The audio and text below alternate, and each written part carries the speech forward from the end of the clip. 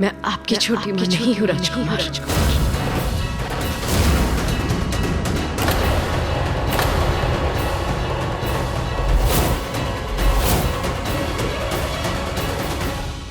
असत्य पे असत्य, आज भी आप असत्य ही कह रहे हैं।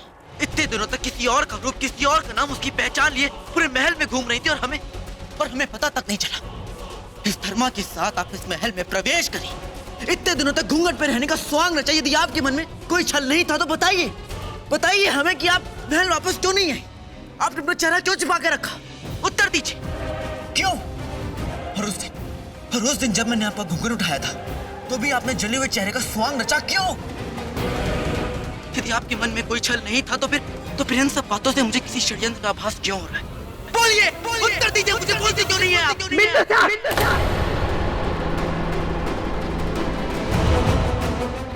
ये तरीका है अपनी छोटी माँ से बात करने का? दादी माँ, इनसे पूछिए कि इन्होंने सत्य क्यों छुपाया। नंदिनी, बिल्कुल को तुमसे इस तरह बात नहीं करनी चाहिए। लेकिन देखो नंदिनी, हम सब तुम्हारा परिवार है, तुम्हारे अपने हैं। जब तुम महल में आ गई थी तो क्यों नहीं बताया? और इतने वर्षों के बाद तुम लौटी हो, मुझे तक नहीं बताया, मोहरा को भी नहीं बताया। तुम हमारे समक्ष बहुत सारी प्रश्न लेकर खड़ी हो नंदिनी, उत्तर तो तुम्हें देना ही होगा। हमें क्षमा कर दीजिए राजमाता, किंतु आप जो समझ रही हैं वैसा नहीं है। सत्य तो यह है कि मैं महारानी नंदिनी हूँ ही नहीं। नंदिनी, ये तुम क्या बोल रही हो? तुम मेरे चंद्र की पत्नी हो, उसका प्रेम हो।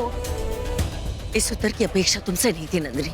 यहाँ उपस्थित सभी व्यक्ति जानते हैं कि तुम ही नंदिनी हो। नहीं राजमाता, सब नहीं जानते, किंतु प्रश्न तो ये है कि क्यों सिर्फ इसी स्त्री को पिताश्री के कक्ष में जाने की अनुमति थी?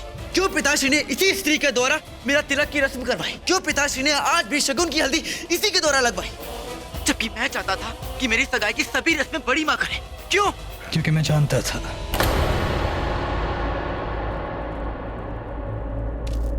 कि ये नंदिनी है। पिताश्री, यदि यही महारानी नंदिनी है तो फिर इन्होंने अपना चेहरा छुपाकर क्यों रखा? क्यों इतने वर्षों तक मृत होने का ढोंग रचा? क्योंकि बेटा ये स्वयं नहीं जानते हैं ये कौन है। ये अपना अस्तित्व खो चुकी भूल गई हैं कि इनका संबंध क्या है इस महल से और हम सबसे।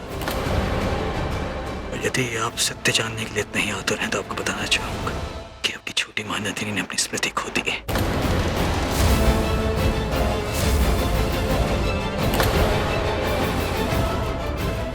किसी को भी चौंकने की आवश्यकता नहीं। नंदिनी के प्रति मेरा प्रेम केवल उनके रूप से नहीं, मैं नंदिनी की आत्मा से भी प्रेम करता हूँ। तो ये मत समझिएगा कि मैं विचलित हो गया हूँ ये देखकर कि किसी और का चेहरा मेरी नंदिनी से मिलता है। मैं जानता हूँ कि ये मेरी नंदिनी है। मैंने अपार प्रेम किया है अपनी नंदिनी से। रहा प्रश्न की इतने वर्षों तक कहाँ थी, तो ये 10 वर्ष पूर्व ही अपनी स्मृति खो चुकी थी। इसी कारण ये आज तक हम सबसे दूर थी। इसी कारण ये वापस लौट कर नहीं आई थी।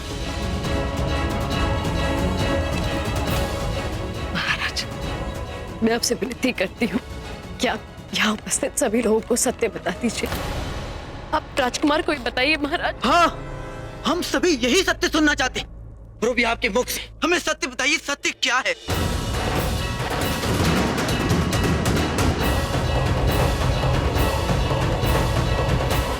ठीक है राजकुमार, मैं सत्य बताऊंगी। सत्य तो ये है कि मेरा नाम प्रभा है।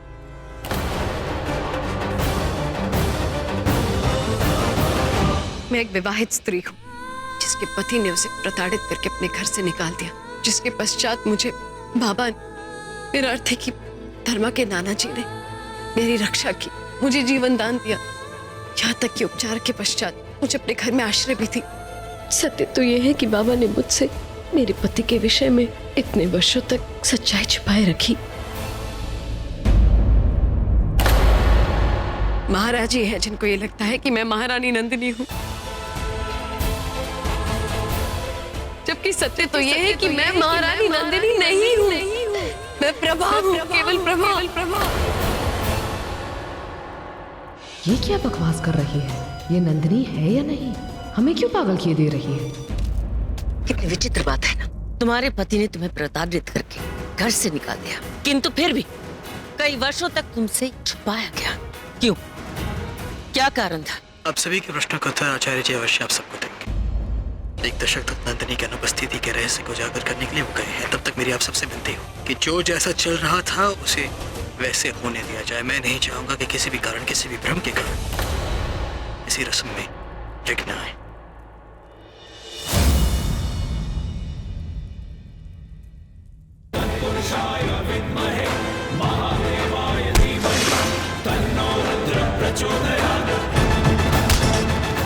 बिंदु सर, ये सम्राट चंद्रगुप्त मौर्य का आदेश है। रुको।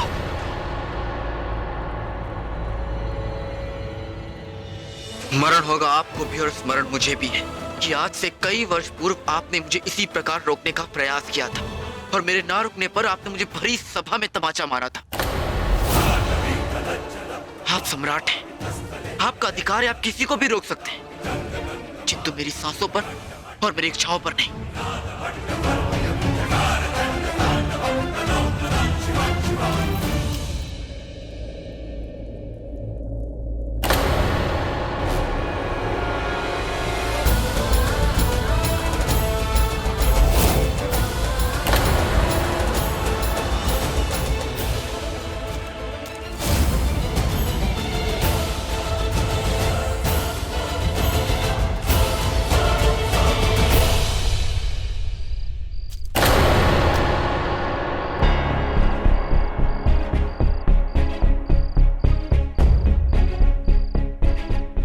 सुनिए श्रीमान, प्रणाम। ये चंपानगरी के राजपुरोहित जी का ही घर है ना? जी हाँ। मैं पिछले 2 दिनों से उनसे भेंट करने के लिए यहाँ आ रहा हूँ, परंतु वे कहीं दिखाई नहीं दे रहे। क्या आप उनके विषय में कुछ जानते हैं? जी नहीं, लेकिन हाँ इतना अवश्य ज्ञात है कि इनकी पुत्री और पौत्री दोनों मगध के महल में कार्यरत हैं। तो संभव हो कि पुरोहित जी किसी यात्रा पर निकल गए हो। यात्रा पर? यूं ही अचानक? कुछ अस्वाभाविक लग रहा है। क्या कोई यहाँ उनसे भेंट करने के लिए आया था या फिर आपने उन्हें किसी से भेंट करते हुए देखा है? किंतु आप क्यों पूछ रहे हैं? मैं मगधवासी हूँ और महाराज चंद्रगुप्त मौर्य के आदेश पर उनसे भेंट करने के लिए यहाँ आया हूँ। यदि आपके पास उनके विषय में कुछ भी जानकारी है तो कृपया आप मुझे बता दीजिए। मेरा उनसे मिलना अत्यंत आवश्यक है। क्षमा कीजिए, किंतु हम इनके विषय में कुछ नहीं जानते। बस इतना ज्ञात है कि ये चंपानगर में राजपुरोहित के पद पर कार्यरत हैं। यहाँ अपनी पौत्री और पुत्री के साथ कुछ वर्षों से रह रहे हैं। लगभग 10 वर्ष हुए होंगे। महारानी नंदिनी की उस दुर्घटना को भी लगभग इतने ही वर्ष हुए हैं। किंतु आप इनके विषय में क्यों जानना चाहते हैं? क्या उन्होंने कोई अपराध किया है? ये जानना आपके लिए आवश्यक नहीं है। बस इतना स्मरण रहे कि यदि इनके विषय में कुछ भी जानकारी आपको प्राप्त हो तो आपको तुरंत मगध के राजभवन में आचार्य चाणक्य को सूचित करना है। जी। ये सब रहस्यमय क्यों लग रहा है? चंद्र और नंदिनी के साथ भेंट करने के उपरांत पुरोहित का इस प्रकार अचानक कहीं लुप्त हो जाना मुझे संशय में डाल रहा है। कोई तो रहस्य है इसके पीछे। किसी भी प्रकार मुझे इस पुरोहित को ढूंढना ही होगा, किंतु उससे पूर्व मगध जाकर मुझे चंद्र को पूरी बात बतानी होगी, क्योंकि हो न हो इस रहस्य में भी कोई षड्यंत्र छिपा हो सकता है।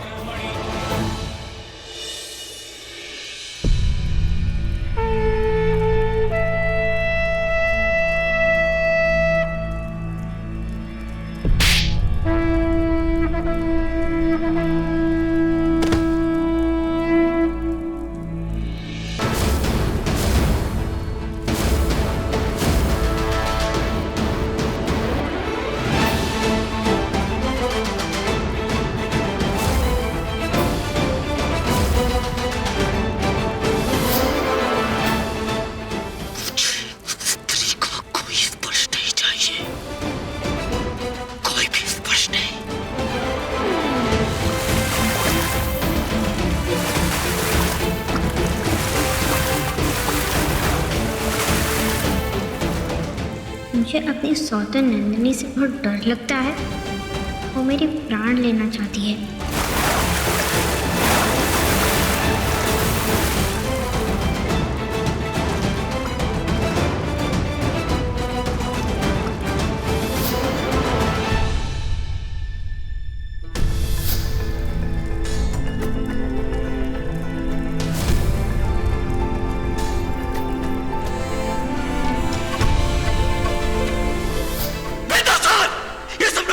मौर्य का आदेश है। रुको।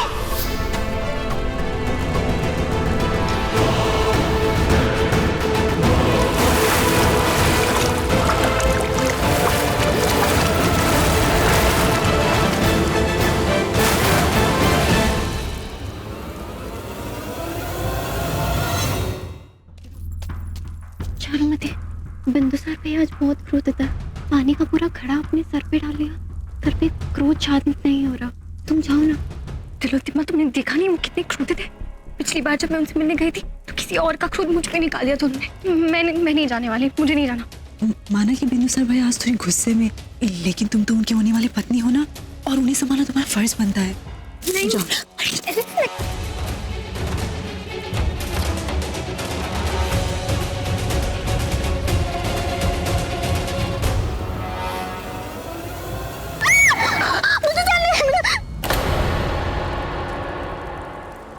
तलवार तुम्हारे लिए नहीं उठी थी, ये उसके लिए उठी थी जिसने मेरी माँ की हत्यारण को इस महल में प्रवेश करवाया। उसने मुझे खुली चुनौती दी है और मुझे चुनौतियों का सामना करना आता है। तो सर, किंतु मैं कहा ना कि इस समय तुम यहाँ से चली जाओ। कहा था कि यहाँ से चली जाओ चारुमती। और हाँ, जाके उस तासी को कहो कि बिंदुसार ने उसे यहाँ उपस्थित होने का आदेश दिया है।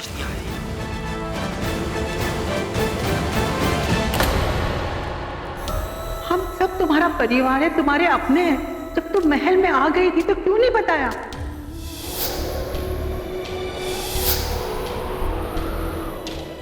तुम हमारे समक्ष बहुत सारी प्रश्न लेकर खड़ी हो नंदिनी, उत्तर तो तुम्हें देना ही होगा।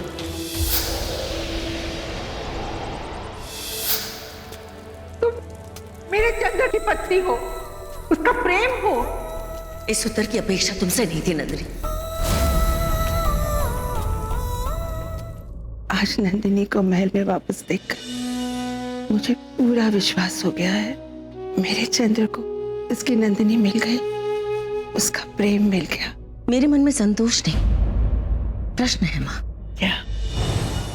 जब नंदिनी जीवित थी तो इतने वर्षों के बाद अब महल में क्यों लौट कर आई है? पहले क्यों नहीं आई जब मेरा पुत्र उसके वियोग में तड़प रहा था, दिन रात उसके लिए भगवान से प्रार्थना करता था? उसके दिन की शुरुआत नंदिनी की गोद से हुआ करती थी और उसी पर समाप्त। कहाँ थी वो?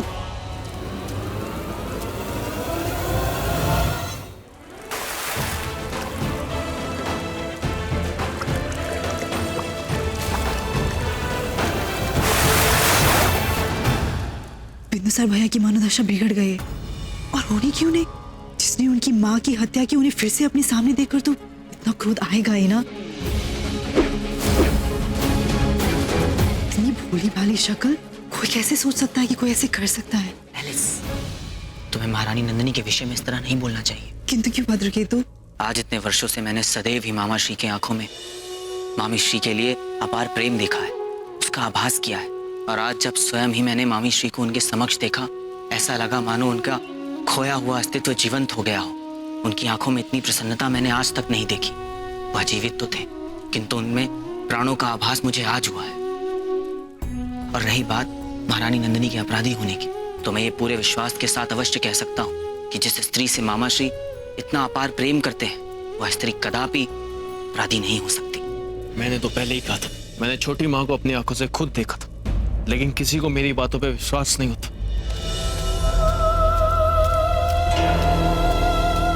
महारानी नंदिनी की जय हो।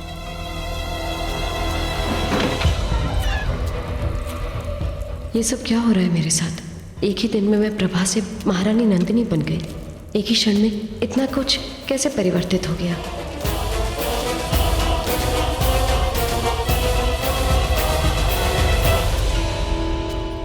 महाराज, आप भली भांति जानते हैं कि मैं आपकी पत्नी नंदिनी नहीं हूँ। मैं किसी अन्य पुरुष की पत्नी, और फिर भी वहाँ भरी सभा में, उत्सव में, सबके समक्ष आपने मुझे नंदिनी बुलाया। सभी ने यह मान लिया कि मैं नंदिनी, मुझ पर आरोप लगे, परंतु आपने कुछ नहीं कहा। आपने कुछ नहीं किया। उत्तर दीजिए महाराज, क्यों नहीं किया आपने? क्या कहता मैं उनसे? उन्हें मैं ये कहता कि आप नंदिनी नहीं हो? किस किस को कहता कि आप नंदिनी नहीं हो? मेरी दादी माँ को, मेरी माँ को, या मेरे पुत्र बिंदुसार को? क्योंकि जब स्वयं मेरा हृदय बात मानने को तैयार नहीं है कि आप मेरी नंदिनी नहीं हो। क्योंकि सत्य यही है कि आप मेरी नंदिनी हो। बस कीजिए महाराज, बस कीजिए। मैं आपकी नंदिनी नहीं हूँ, मैं आपकी नंदिनी नहीं हूँ, नहीं हूँ मैं आपकी नंदिनी।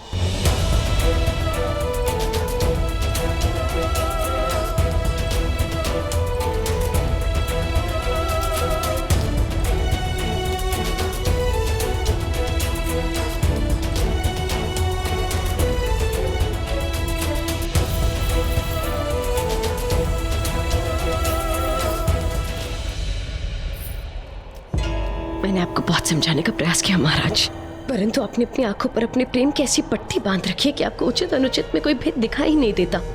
आपको क्या लगा कि आप अपनी पत्नी के आभूषण मुझे पहना देंगे तो क्या मैं आपकी पत्नी बन जाऊंगी? ऐसा कदापि नहीं होता है महाराज। ये मंगलसूत्र देख रहे हैं आप, ये मंगलसूत्र मैंने अपने पति के नाम का धारण किया है। मैं आपकी पत्नी नहीं हूँ महाराज, नहीं हूँ मैं आपकी पत्नी। महाराज क्या कर रहे हैं आप? दूर जाइए महाराज, मैं आपकी पत्नी नहीं हूँ। संभव है कि जब आप उस पहाड़ी से गिरे होंगे आपने अपनी स्मृति खो दी होगी। संभव है कि फिर वो व्यक्ति आपसे मिला होगा, उसने आपकी रक्षा की होगी और फिर बलपूर्वक आपसे विवाह किया होगा, आपको प्रताड़ित किया होगा, अपने घर से बाहर निकाल दिया होगा। संभव है कि उसके पश्चात आपको वो पुरोहित जी मिले होंगे जिन्होंने अपने घर में आपको आश्रय दी, किंतु उससे ये सिद्ध नहीं होता है कि आप मेरी नंदिनी नहीं हैं। बस महाराज, आप ये कैसे कह सकते हैं कि मैं ही नंदिनी हूँ? कैसे कह सकते हैं? सब तो जानना चाहती हैं आप? तो आज मैं आपको कुछ ऐसी बातें बताऊंगा जो केवल एक पति अपनी पत्नी के विषय में जानता है, क्योंकि ऐसी बातें एक पत्नी और एक पति के मध्य होती हैं। बताइए मुझे कि क्या आपकी पीठ पर एक काला तिल नहीं है? अरे वाह माँ, आपकी पीठ पर ये तिल कितना सुंदर लग रहा है। कहते हैं जिसकी पीठ पर तिल होता है उसका पति उसे अपने जीवन से भी अधिक प्रेम करता है। आप बहुत सौभाग्यशाली हो माँ। क्या आपकी कमर पे एक चिन्ह नहीं है? उत्तर दीजिए मुझे, क्या आपको इमली खाना अच्छा नहीं लगता है? जानती हैं कि मैं कैसे जानता हूँ? क्योंकि जब आप मुझसे रूठ जाया करती थी, आपको मनाने के लिए मैं ढेर सारी इमली लाया करता था आपके लिए। मनुष्य भले ही अपनी स्मृति खो देता है किंतु अपना व्यक्तित्व नहीं खोता है। उत्तर दीजिए मुझे कि आज भी सोते समय आपको बाईं ओर सोना अच्छा नहीं लगता है? जानते हैं मैं कैसे जानता हूँ? क्योंकि आप लड़ा करती थी उस विषय में। क्या आप सोते समय अपने दाएं पैर को अपने बाएं पैर पर रखकर नहीं सोती? क्या आपको वर्षा में भीगना अच्छा नहीं लगता है? क्या आपको बच्चों की हंसी पसंद नहीं? यदि ये सारे तथ्य जानने के पश्चात भी आपका निर्णय है कि आप नंदिनी नहीं है, वो निर्णय आपका होगा। किंतु मेरा हृदय जानता है, एक बार हाथ रख के देखिए, आभास कीजिए इसका। मेरा हृदय की एक धड़कन केवल आपका नाम पुकारती है। यदि उसके पश्चात भी आप ये महल छोड़कर जाना चाहती हैं तो आप जा सकती हैं। मैं आपको वचन देता हूं कि मैं आपको रोकूंगा नहीं और नहीं आपको ढूंढने का प्रयास करूंगा। किंतु सत्य यही है कि आप मेरी नंदिनी हैं और उसी कारण मैं आपको अपनी पत्नी मान चुका हूं।